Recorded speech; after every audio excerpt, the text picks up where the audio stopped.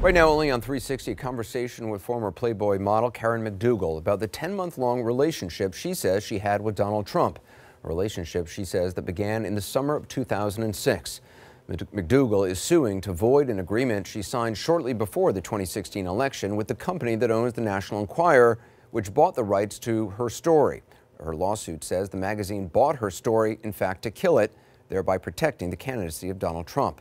It's a story that's not been told in full on camera until tonight. And as you know, Karen McDougal is just one of 3 women speaking out just this week about the Donald Trump they say they knew. If we could just start at the beginning, how did you meet Donald Trump? I met Donald when they were filming The Celebrity Apprentice at the Playboy Mansion. They were filming there, and I was hired as one of the playmates to work at the pool party scene. It was quite fun, actually. And you'd worked for Playboy for some time. Yes, after becoming Playmate of the Year, I was required to work so many events with Playboy, and that was one of the events that I thought would be fun, and I worked it, and there were a lot of women there, and we just all had a great time, and that's where we met. How did you actually meet? You know, he said hello like he would to anybody, and then throughout the night it was kind of obvious that there was an attraction from his part to me, and I kind of just blew it off. You could see him looking at you? Oh, I could see it, and the Playboy bunny, she's like the house mom is what we call her. She actually made a comment like, wow, this guy's really into you. And that's kind of when I started like paying attention, and he was. And I kind of smiled at it, thought it was kind of cute and funny.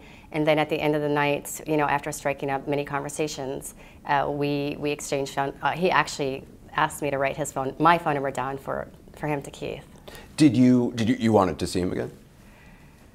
I thought it would be nice to communicate with him and talk to him. I actually, at that point, didn't consider dating or going out with him, but I did think he's an interesting person. He's brilliant, and I like smart minds, and I think that I was interested in a communication for sure. So when was the next communication?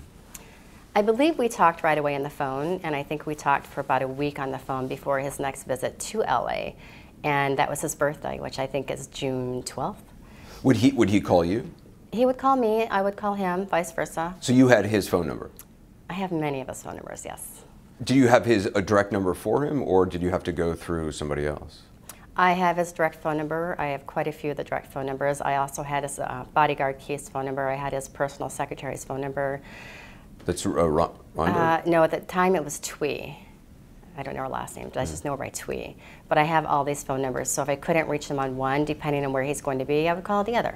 When he called, did his number show up on the phone? No, it did not. It would show up as what? Gosh, it's been so long, but I think it just showed up as a 212. That's it, just 212. But like a block number or a correct. No caller ID? Right, correct. And what were the conversations like? The conversations were like any other conversation you have with a nice person. We got along great. We had respect for each other. We had fun. We were funny together. We had a good time. We would talk about anything and everything, from what kind of food do you like to how's your family. He asked me how my family was, to politics, to anything, like just normal everyday life conversations. When did you actually decide to see him again? Before, you mean after the June 12th? Yeah, after the initial meeting and after the phone conversations. After our first meeting on June 12th, I decided to see him again. Actually, that night I didn't think I was going to see him again because I was a little bit put off. But wait, I'm sorry. Was the June 12th? Was that the Apprentice event? No, that was our first quote unquote date. Okay, so I'm sorry. So tell me about your first date. Our first date, I was told we were going to go to the Beverly Hills Hotel for dinner. So he had told me that Keith, his bodyguard, was going to pick me up at a certain time, and he did. And then we were driving over to the Beverly Hills Hotel, and Keith drove around to the back, and he said, we have to get out here because we don't want to walk through the hotel. And at that minute, I'm like thinking to myself, are we going to a room? Because I thought we were having dinner at the Beverly Hills Hotel. In the actual restaurant? Right. Well, we did have dinner at the Beverly Hills Hotel, but in his bungalow instead. We had dinner there for a few hours. We talked for a few hours. We had a great time. We were getting to know each other. We were talking about his birthday. And then as the night ended, we were intimate. When you got to the Beverly Hills Hotel and Keith said, we're not going to go through the lobby, we're going to go, was it to a room at the Beverly Hills Hotel or a suite, or? It was a bungalow in back. A bungalow. It's the one he said he always stayed at, and in fact, every time that I met him there, it was the same exact bungalow. And he's called it the nicest bungalow they had, so I guess that's why he chose that one. But that's where we went every time. Were you concerned when you realized you're not going to go out to dinner, you're actually going to be eating in the bungalow?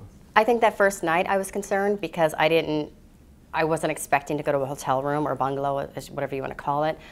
I actually thought we were going to dinner, so I was a bit concerned. And I think at that moment is when I realized maybe something else is going on. You know, I'm a smart girl. I probably could have figured it out, but I really wasn't thinking. I think I was so nervous to actually meet with him in general that it kind of just didn't even, you know, think. It wasn't in my thought process at that moment. I was just too nervous to actually meet him. So. Were you attracted to him? I was attracted to him. Yeah, he's a nice-looking man, and you know, I liked his charisma. I think I love, you know, great posture. He's got great posture, and he was nice.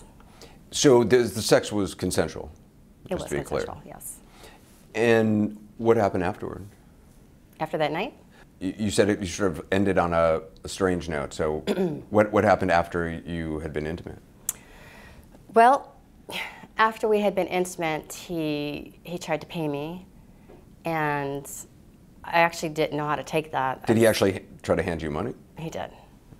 He did, and I said, I mean, I just had this look of, I don't know, just, I don't even know how to describe it. The look in my face must have been so sad because I had never been offered money like that before, number one. But number two, I thought, does he think that I'm in this for money or why I'm here tonight? Or is this a normal thing? I didn't know, but I looked at him and I said, that's not me. I'm not that kind of girl. And he said, oh, and he said, you're really special. And I was like, thank you. So I left. I actually got into the car for Keith to take me home, and I started crying. I was really sad, and it really hurt me. But I went back. Hurt you that he saw you in that way? Yes, it hurt me that he saw me in that light, and he obviously assumed that that's the kind of girl I was. Maybe because I was a playmate, I don't know, but. Even though you'd had a night of conversation and days of conversation, it hurt you that it boiled down in the end to that? It did hurt me. It did hurt me. I was crying in the back seat of the car. Like I said, I got home and into my apartment, and I cried for a lot. I felt really terrible about myself, let alone what he felt, but I felt terrible about myself, and you know, I got over it, but it did hurt. Did you think you would see him again? I didn't. I didn't think I'd see him again, but then when he called, you know, I was at a bad place in life. I just came out of a bad relationship where I never felt good enough in my relationship. And not that that's any excuse, it's not.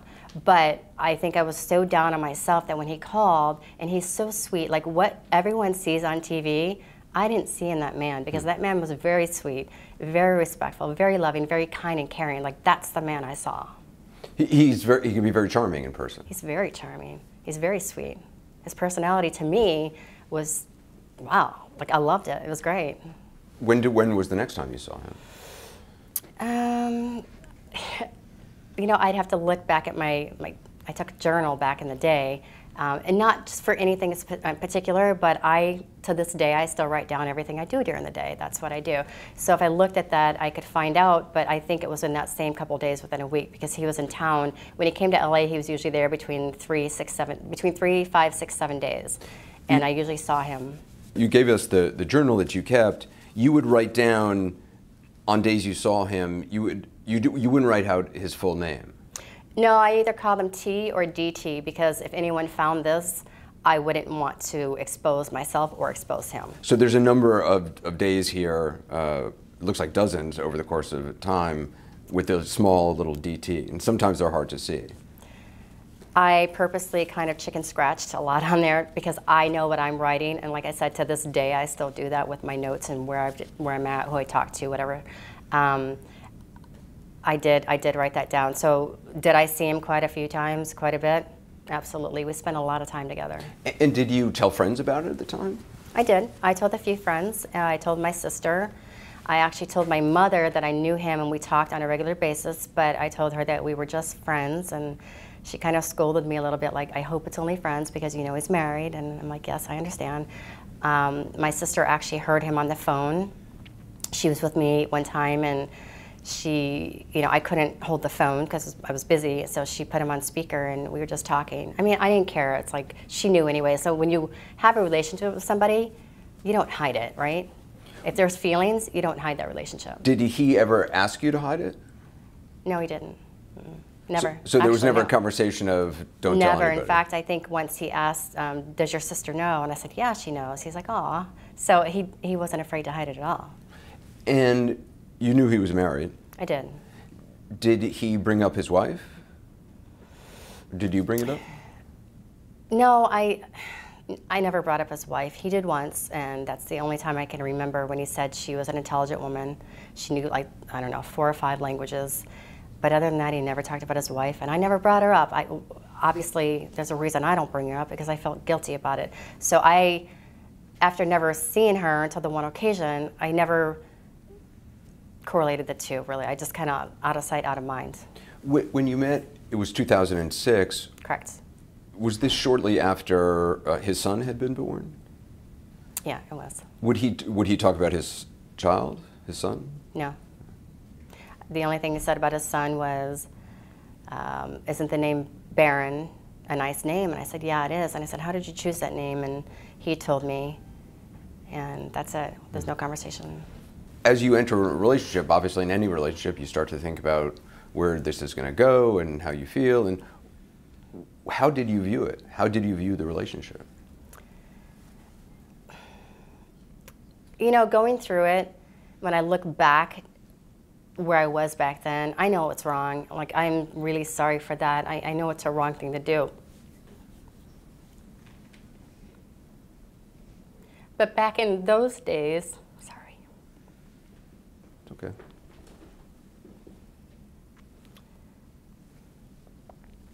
Back in that day, I was a different girl. I had fun. I was in the Playboy scene. I was just enjoying life as much as I could. And, when I got with him, actually, there was a real relationship there. There were real feelings between the two of us, not just myself, not just him. There was a real relationship there, and I kind of out of sight, out of mind with everything else. And, deep inside, I did have a lot of guilt, but I still continued. You believe, though, that he had real feelings for you? Of course he did. I know he did.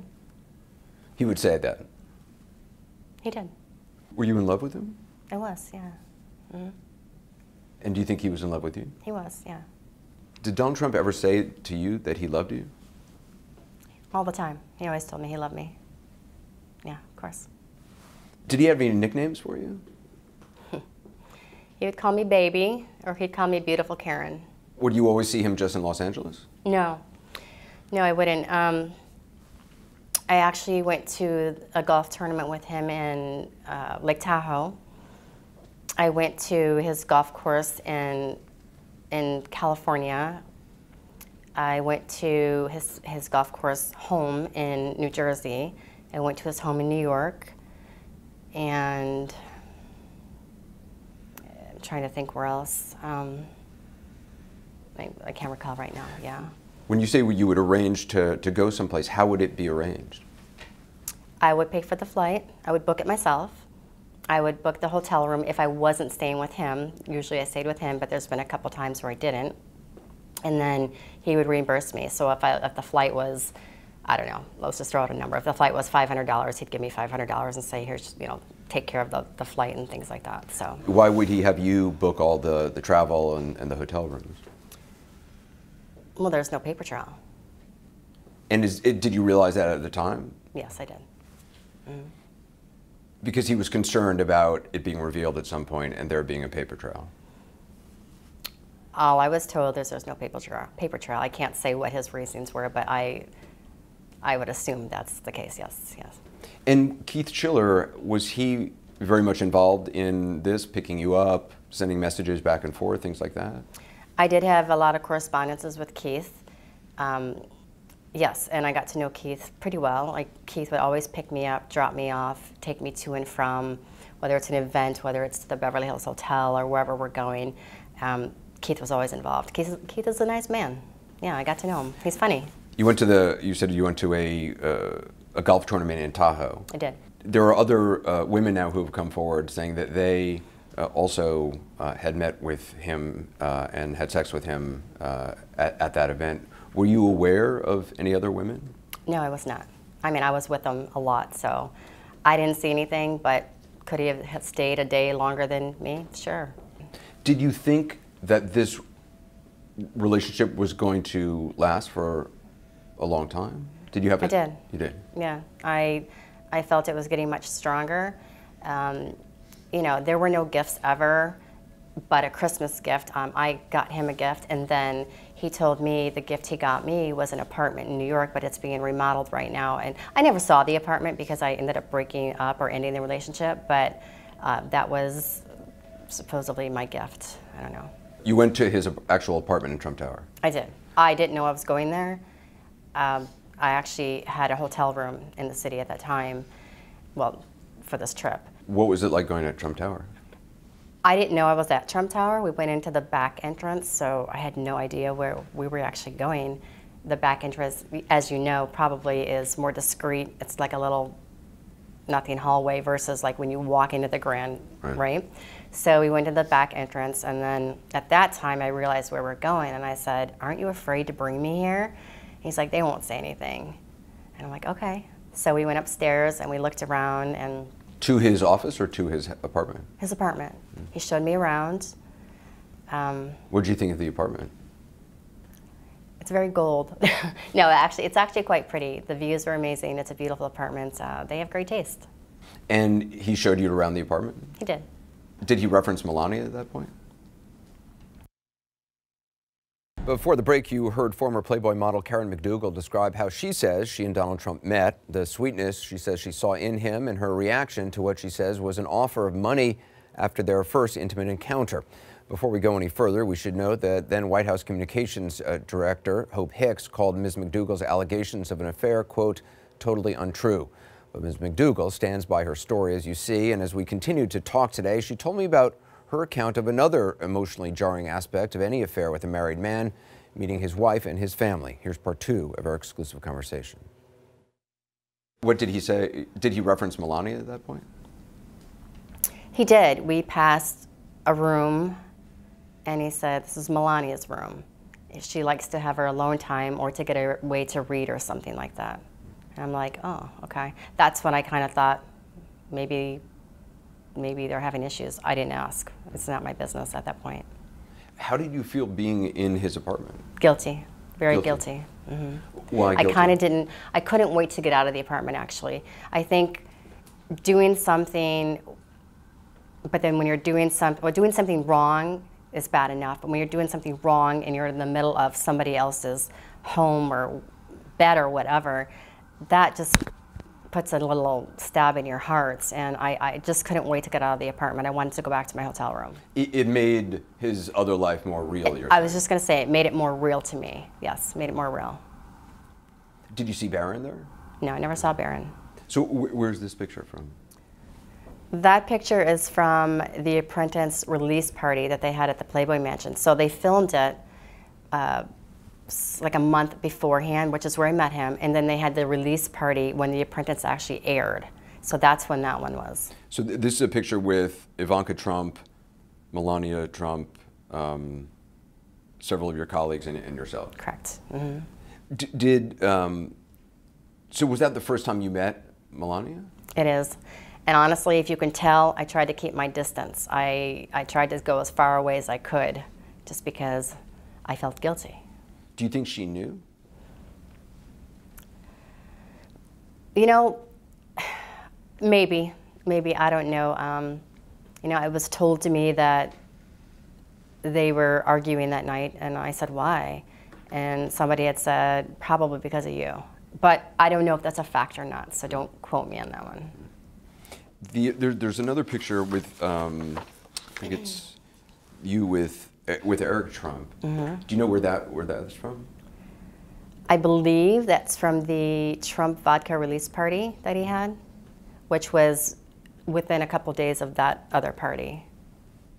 Did it feel strange to meet his son, Eric? It did, but he was such a friendly guy. Like, again, when you're doing something wrong, you try and push everything out of the way and make it as right as you can in your mind.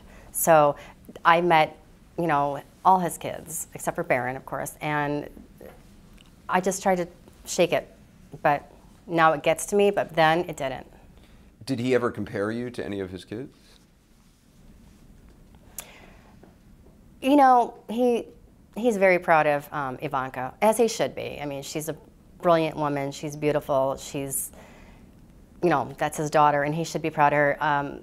He said I was beautiful like her, and, you know, you're a smart girl, and there wasn't a lot of comparing, but there was some, yeah. I heard a lot about her. Yeah. Did that strike you as odd in any way, or? You know, I know a lot of people think it's odd. You know, there's been some comments I've heard in the news he said about her, and I think those comments are wrong, but do I think it's strange that a father would love his daughter so much that he brags about her? No, I brag about my dog that much. I guess, you know, some people seeing this are not going to believe that you had a relationship. Hope Hicks has said categorically you did not have a relationship. There's no truth to this.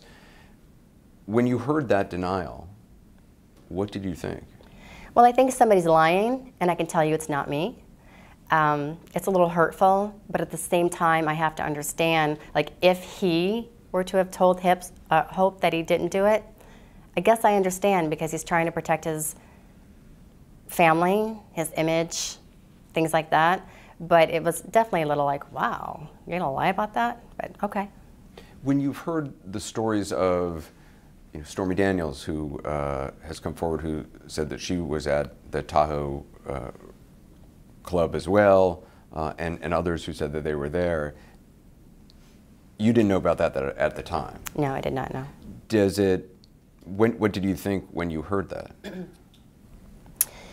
My first thought was, how could she have been with him when I was with him? The only time we weren't together on that particular trip was when he was on the golf course golfing. I didn't go, clearly. But I went to every event, every after thing, parties, daytime things. I was there. That's why I can't understand. Now, I do remember him saying, he came in one day and said, oh, there were a bunch of porn stars out there. They were wanting pictures of me. And I'm like, oh, that's funny. You know, it's cute, whatever. I do remember him saying that, but I can't imagine when he found the time, except for maybe the day I left. So it's kind of like, wow, how'd this happen? Did you think maybe this would lead to a marriage? Her answer to that just ahead. I also asked her about the extent of the sexual relationship she says they had, whether she was worried that this would all come out, and how the relationship ended, as well as this. If Melania Trump was watching this, what would you want her to know?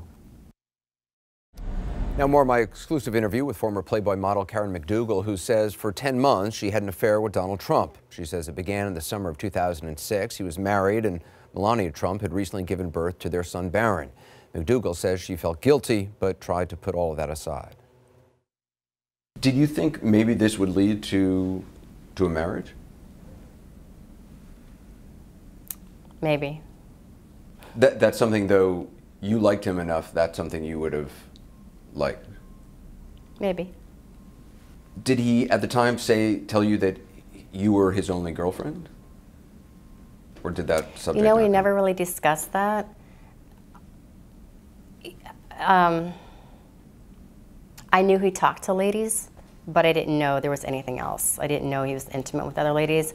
But I guess if it makes sense. If he's doing it behind his wife's back, why would he not do it behind my back? So.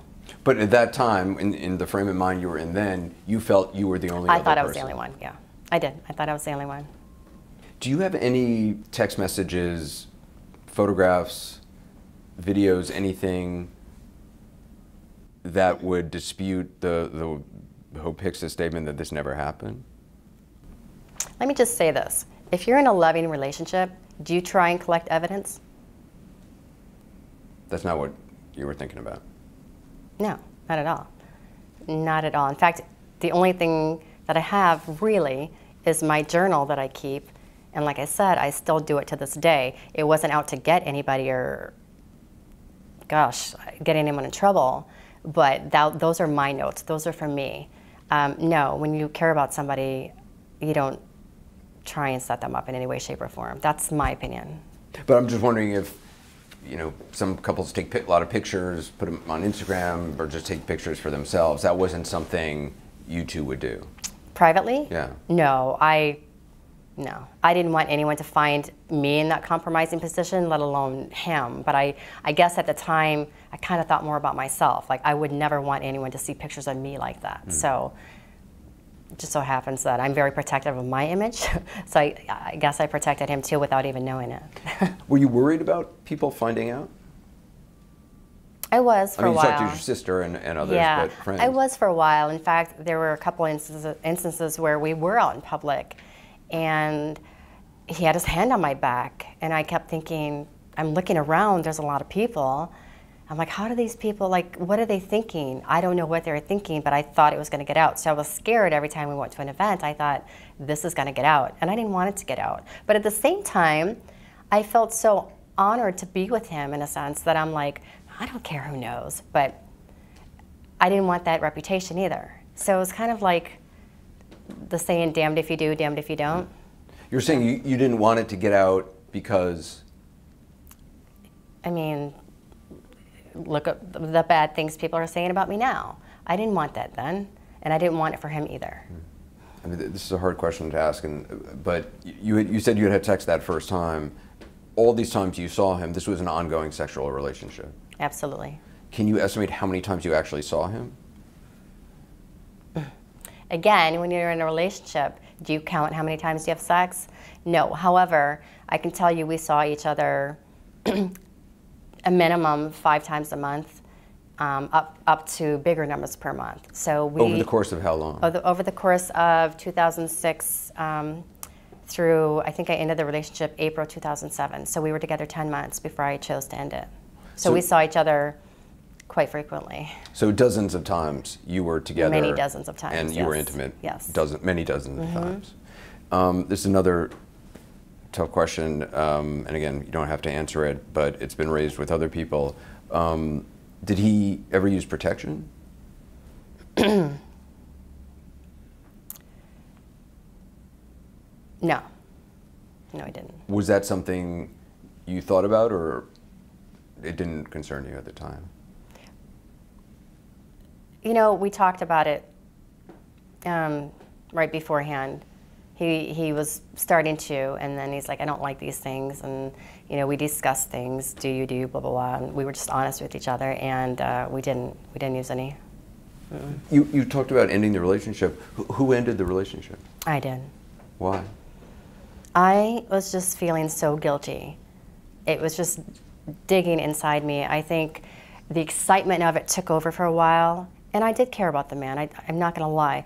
So that made it hard to end it, but I think I just started feeling so bad about myself. Like, how could I do this to A, myself, but to B, to a family? Whether they get along or not, it's still a family. I just needed to get out of it. I just needed to get out of it. It just was tearing me apart in the long run. That's a hard thing to do, to end a relationship, any relationship. It was very hard, but I knew I needed to get out. How did you end it?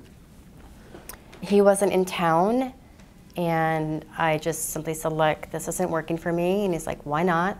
And I told him, I blamed it on my mom. I said, look, I know my mom knows about you, but she would be really, really devastated if she found out we were actually having a relationship and being intimate together, and you know, the feelings, and I don't want to disappoint my mom. And he said a few words, and that was about it. But you know, it is what it is. We ended it, and we didn't talk for a long time again. We started talking again in 2009. I went to the Miss, on one of the pageants in Vegas with a girlfriend of mine. We weren't together, but we talked a lot. We went to his room and just chit-chatted. He invited you to the pageant? He did. He got us a room at the Trump Hotel in Vegas, a suite, really nice one. And you know, there were no intimate relations. I had a boyfriend at the time, so there was nothing like that at all.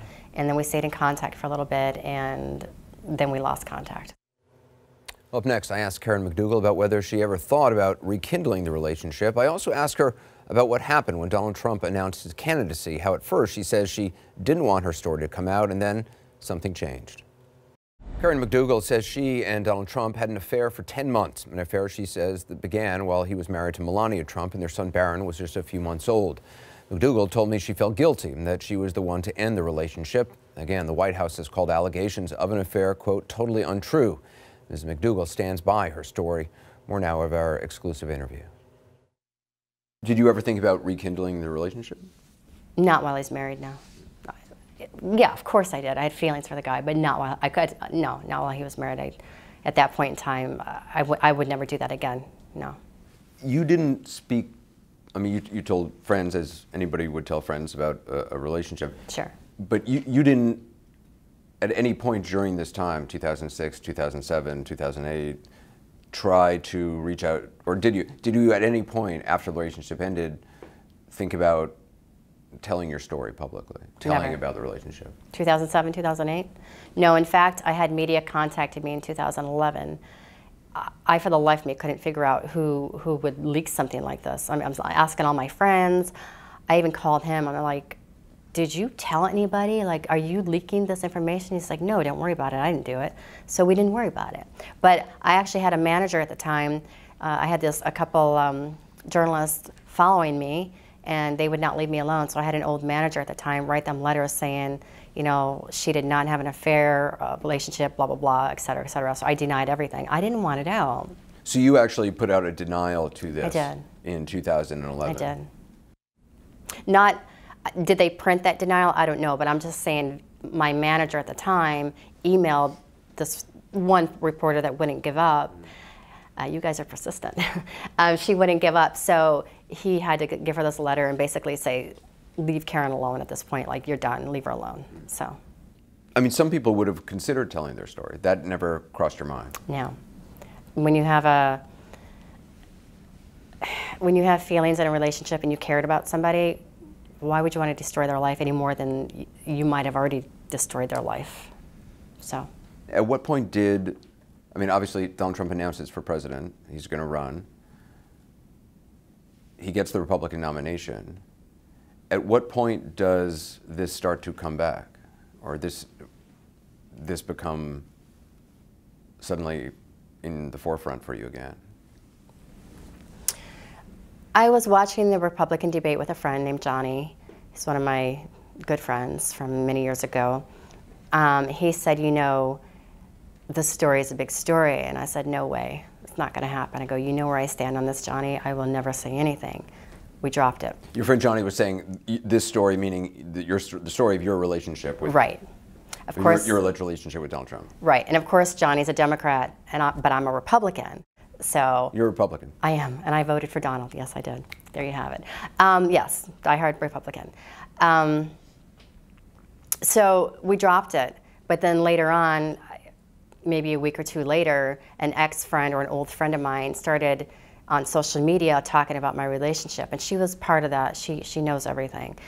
She had started putting it out there, so it was being seen. So I came to Johnny one day and I said, Johnny, look what she's doing. I said, do I need to worry about this? And he's like, absolutely you do. He said, you need to get ahead of the story now before everyone else takes your story and manipulates it any way they want to manipulate it and make it this very ugly thing. You need to control your story and you need to tell your truth. And I said, yes, you're right. So that's what we decided to do. And that's where Johnny one day comes over and he's like, you know, our mutual friend that we have found this guy named Keith, and he's going to help you share your story. Keith Davidson? Yes, correct. An attorney? Yes, correct. An attorney who also was an attorney for Stormy Daniels. I didn't know that. Yes. And others in this business. Clearly. So what did you do then? You contacted Davidson? I didn't. Johnny did. Johnny and the mutual friend contacted Davidson. Within a matter of a couple days, Keith came out and we all had lunch together, and he wanted to know details. So we sat down at lunch for a couple hours. I gave him details, and Keith is like, you know, this story's worth many, many millions. And I'm like, okay. So we talked about it, and that's when Keith brought it to AMI. So did you know that Keith, your attorney, was going to go to AMI, which is the parent company which owns National Enquirer and other magazines? He said AMI. I didn't know what AMI was, to be honest. He said, AMI, we have this company that, you know, they'll probably want to hear your story. So. And what was the thought of selling the story in your mind? To get my truth out there. I wasn't looking for money, clearly, but when he said it's worth many millions, I'm like, you know. That was something that was hard to pass up. Sure, of course. But if you fast forward, I ended up not wanting to do that deal. So we were going to go to ABC and tell the story just to get the story out there. And for nothing, there was no pay. Did Keith have a meeting with AMI? Did you have a meeting with AMI? We did. We had a meeting with AMI. You told them your story? We told them the story. They actually didn't think it was very credible, even though off the record they said, Dylan believes your story. But clearly when they came back, they said it wasn't believable. I'm like, Dylan being? Dylan Howard. He's with AMI. Okay. So they had like a 12-hour window to, I know I'm probably skipping around, I'm sorry. They had a 12-hour window to accept whether they wanted the story or not, and they didn't want the story. At the time, had they named a price of what they might be willing to pay? Or had Keith just said? Keith had just thrown out numbers, yeah. Keith had just thrown out numbers. Many millions, not just millions, many millions. So when they turned it down, I said, okay, that's fine, but I still have to get in front of the story because it's still getting put out there. So we went to ABC. They were very interested in the story. They knew everything, they know everything, and I just got cold feet. I said, I can't do this. You actually met with people from ABC News? Yes, we met with people from ABC News. They were very interested in the story. When it came down to it, I just got cold feet. I didn't want the story coming out of my mouth. I didn't want anyone to know what I had done. I didn't want anyone to know, from his side what he had done. I wanted to keep it a very private matter because it was very private between us at the time. Did you still feel a sense of loyalty to Donald Trump? Absolutely, yeah, absolutely. Of course I did. I don't want to hurt him or anybody. Yeah, absolutely. Yeah. Then what happened? You decide not to go ahead with ABC. I decided not to go with ABC. I told them, I got cold feet. My mother wouldn't be happy with me for sharing the story. Again, I always put my mom in the mix. But I just backed out. Well, then he won the Republican nomination, and AMI was interested in the story again. Once Donald Trump won the Republican nomination, right, correct. You're saying AMI suddenly came back to you with interest in the story? Well, to Keith, yes, to us for the story, yeah. Why do you think it was that it was after Donald Trump was the Republican nominee that they came back? They wanted to squash the story. You're saying they wanted to protect Donald Trump? I'm assuming so, yeah. But the offer, which we didn't discuss yet or haven't discussed, was, they had offered me a big, contract for work, for modeling and fitness and things like that. My life has always been health and fitness, so. They said they were going to have you be a columnist. You would write columns about health and fitness. Correct. They said I'd write columns. I would get one article per month in OK Magazine, one article per month in Star Magazine for 2 years, and then 4 columns per month on Radar Online for 2 years. On top of that, 2 magazine covers. And their reasoning was like, you've been a successful model, fitness, etc. We want to help you continue, and we actually want to rebrand you. And you're older now, so we want to jumpstart into a new career for you and really get you out there to work. And I'm like, this is perfect. Like, what model wouldn't want that? Especially as an older model, like you're like, oh, this is great, right? So yeah, but then the side deal was, oh, we're squashing the story. Okay, it's a win-win for me. Like, I get the work, and my story doesn't have to come out. Did you know that they were buying the life rights to your story? I did. I knew I could never talk about him. Sure. So that was, for you, this wasn't a non-disclosure agreement. To you, this was a great business opportunity. You're going to get paid. You're going to be able to write columns. You're going to kind of launch a new aspect of your career. You're going to get the cover of some magazines.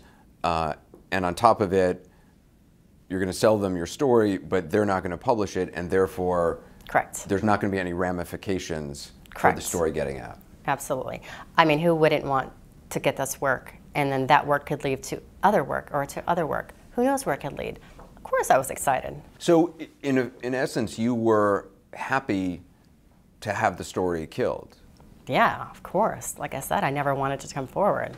And you were going to get $150,000 for it, for having it killed and launching potentially a new career.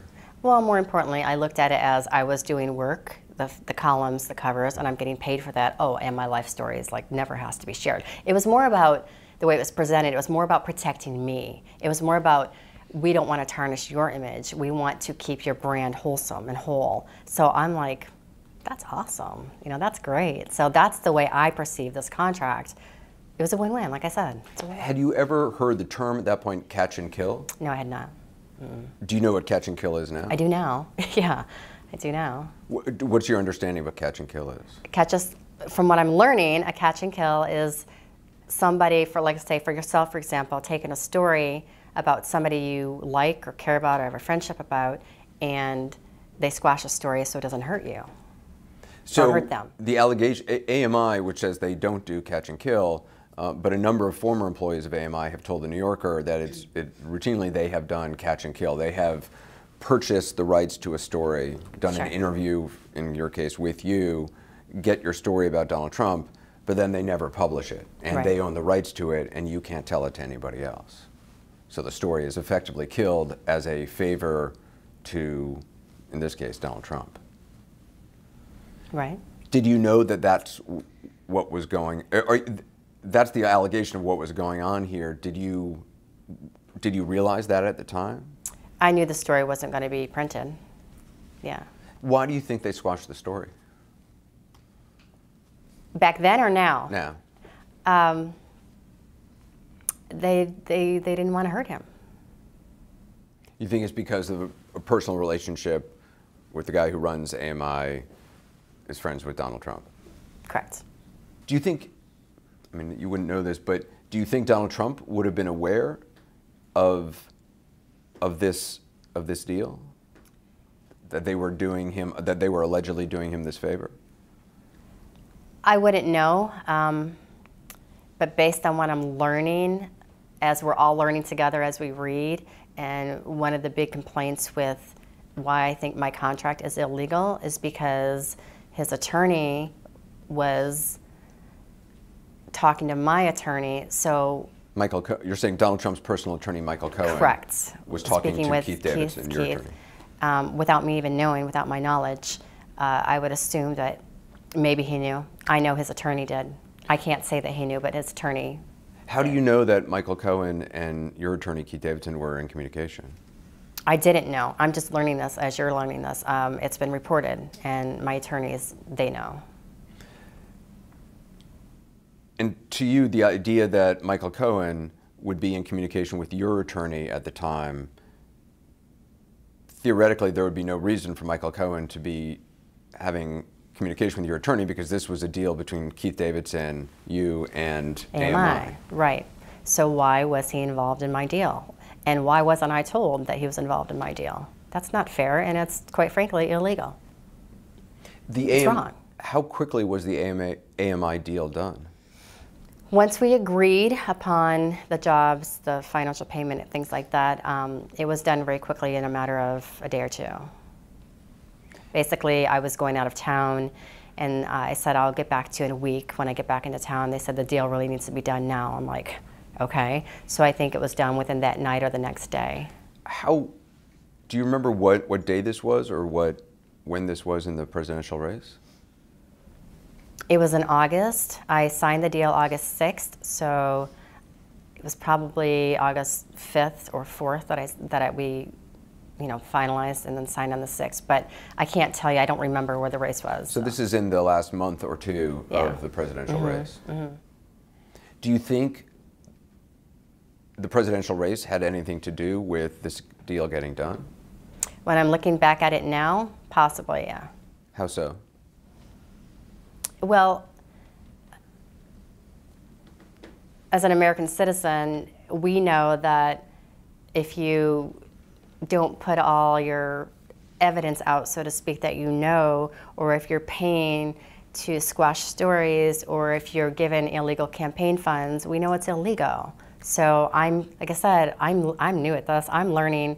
You all probably know this, but I'm learning this stuff. And Would it have been potentially damaging if your story had come out in the last month or two of the presidential campaign? You know, I don't know how damaging it would have been. You've seen the other stories about him. It didn't hurt him. So could it have been damaging politically speaking? Probably not. However, I think it could have damaged maybe family. I don't know. But I mean, it depends on who you ask. It definitely could have damaged. I don't know. I mean, with the illegal campaign fund, I think that definitely would have damaged. But the rumor of, you know, somebody's rumor or someone saying you had an affair or a relationship, does that really damage people? The thought, though, of telling your story to AMI, some people hearing that are going to think, A, you wanted money, and B, you wanted to damage the president. I voted for the president. I voted for Donald. Why would I want to damage him? That's my party, Republican Party. That's my president. I did not want to damage him or hurt him in any way, shape, or form, but I also didn't want to put out the story because I didn't want my reputation to be damaged. I care about myself as much as I care about anyone else's reputation or personal life. But like I said, I was more excited about this modeling contract, this big deal of writing for these magazines, and who knows where that could have went. You know, I love fitness, I love health, and that's where my focus was. When you first went to AMI, and Keith Davidson was telling you, oh, they're going to pay millions for your story, had they said, okay, yeah, we're going to run this story and we're going to pay you $2 million, would you have gone with that? Would you have done that? Probably not. Really? No. I mean, it's hard to say, but probably not. It's a lot of money. It's a lot of money, but you also have your conscience. Like I said, I'm a different girl today. I've, you know, returned to my roots of my faith, spirituality. I'm going to church. I'm involved in ministry. It's not where I'd want that to go, you know. If Donald Trump hadn't been running for president, do you believe this deal would have been made with AMI? Knowing what you know now. Probably not. No. Probably not. You're you're convinced now this was an effort to do a favor for Donald Trump in the last few months of the presidential race? Unfortunately, yes. When you heard the Access Hollywood tape come out, just on a personal level, I'm wondering what you felt. You know what? I was disgusted. More of her answer to that question next. Also, she talks about the legal consequences she could face for speaking out and how she feels about that possibility when our exclusive conversation continues. Before the break, you heard Karen McDougal say she voted for Donald Trump. She voted for him despite all she says transpired between them. She voted for him having heard the Access Hollywood tape. I asked her about it during our conversation. When you heard the Access Hollywood tape come out, just on a personal level, I'm wondering what you felt. You know what? I was disgusted. I had not seen that in him at all. Like when our relationship was going on, I didn't see that side of him at all. Like I said, he was very respectful. He was a gentleman. When we were out in public, I even had friends go, wow, he's really respectful to you when he's out in public. And, you know, his hand's always on your back or your shoulder, and he always introduces you. I didn't see that side of him until I started watching TV, and, you know, that's not the man that I knew. So I was kind of disgusted on those comments. And I have brothers. I've heard my brothers say things, but that was pretty bad. It wasn't just locker room talk, as he said. No, I mean, I've heard my brother's locker room talk, and, you know, did he mean to say it? He said it. Would he really do it? I don't know. I've never seen that side of him. But. And when you heard other women coming forward alleging inappropriate touching, inappropriate behavior, I'm wondering what you thought. Again, I was kind of mortified. I was like, wow, is he capable of that? Because I didn't see that. But clearly, you know, women have their stories and their opinions, and if they were violated like that, they should come forward. AMI has put out a statement saying that you can talk to the media, that you're free. Yeah, I saw that statement too, but according to their attorney, I can't. There'll be financial ruin. They still own the life rights to your story. They do. They can transfer, according to the contract you signed, they can transfer those life rights to some other publication, correct? I don't recall that part, but okay. I'd have to see the, okay. It's been a while since I've read it. I understand that 10 months after the election, David Pecker actually had lunch with you. What was the genesis of that? What was the point? I was told that David Pecker wanted to have lunch with me because he was happy about the way I answered my interview in one of the articles magazines. I don't remember which one, I'm sorry. He wanted to thank me, and he wanted to thank me for my loyalty. Loyalty? Loyalty. He said loyalty is everything to him. Loyalty to AMI? Loyalty to the I thought to AMI. I don't know exactly what he meant by that, but I think it's probably maybe a combination of both. I don't know. Do you know what happens next with AMI? And I mean, now that you're speaking here? There could be a big lawsuit, like against me. There could be financial ruin, but that's why I have really good attorneys to make sure that doesn't happen. Am I scared? Do I feel threatened? Absolutely. But I feel I had to protect myself. I had to stand up for myself.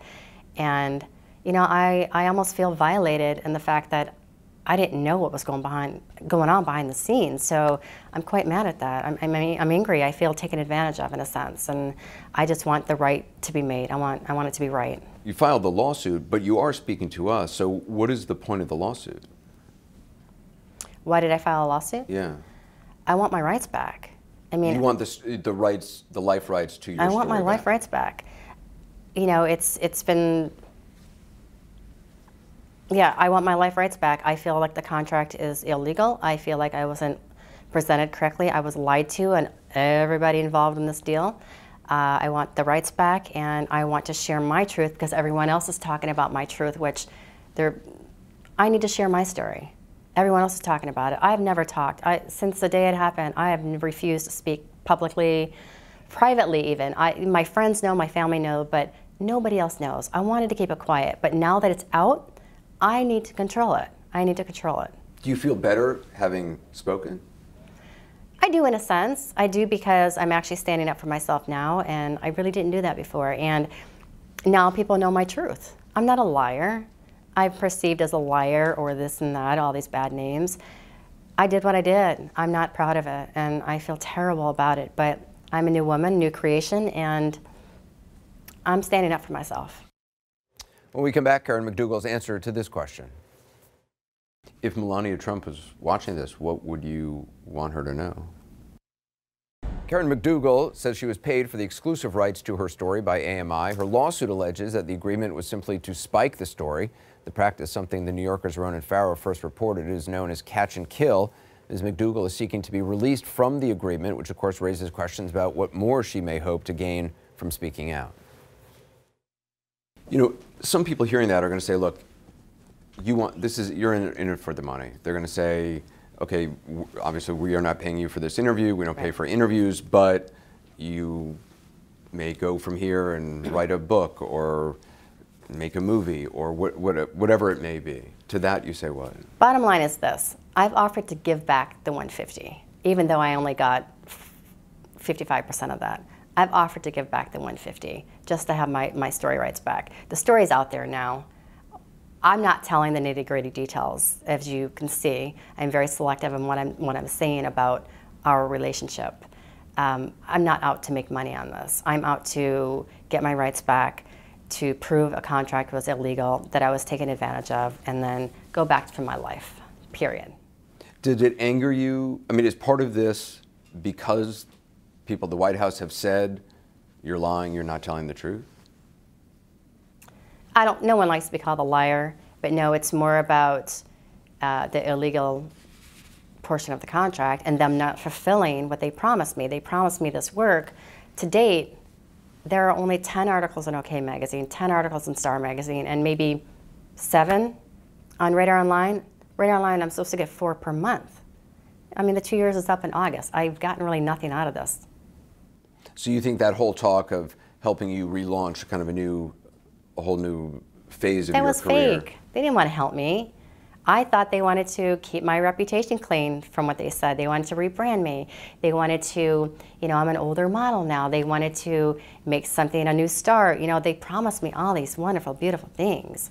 Even when I met with David Pecker and Dylan and Keith in New York, this is back last August, they offered me many more opportunities, but I haven't seen anything yet. Not that's not part of the contract, but my point is they keep dangling the carrot. I'm not playing that game anymore. Are you aware of, or have you spoken to any women with similar stories who have come forward? No, I haven't spoken to anyone. I've heard other stories from other people, but it's hearsay. It's not like the girl directly to me, but no, I can't comment on that. Would you have come forward publicly if Stormy Daniels hadn't come forward? Do you think that made an impact on you? I definitely think it made a little bit of an impact on me. It gives you more, it takes a little bit of the fear away. However, I probably would have, just because as I'm learning about this contract and the people involved and the way I was treated and all the behind the scenes things that I wasn't aware about and all the work I'm not getting, which I contracted for, yeah, I probably would have come forward. If you didn't get what you were told in a contract work-wise, wouldn't you say something? Of course. Do you have any regrets about the relationship that you say you had with him? Back then? Yeah. The only regret I have about the relationship that I had with Donald was the fact that he was married. If he weren't married, I wouldn't have any regrets because he treated me very kind, he was very respectful. As I told you, it was a good relationship while it happened. Now, had I known at the time there were supposedly all these other women, no, I wouldn't have been in the relationship, but I didn't know that at the time. So, no regrets except the fact that he was married. If Melania Trump was watching this, what would you want her to know? It's a tough one. Or say to her? Yeah, what can you say except, I'm sorry. I'm sorry. I wouldn't want it done to me. I'm sorry.